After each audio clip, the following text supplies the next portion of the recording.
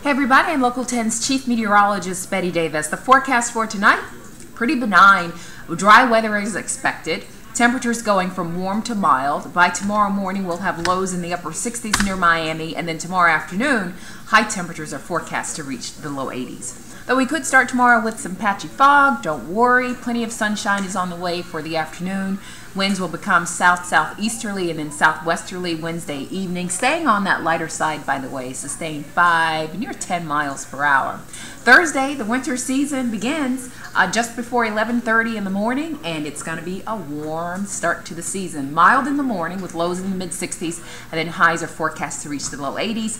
More low 80s on the way for the rest of this week. There will be a cold front starting to nudge into Florida this weekend by Sunday. Question mark, will the cold air behind it, or the cooler air behind it, I should say, make it into Florida just in time for Christmas?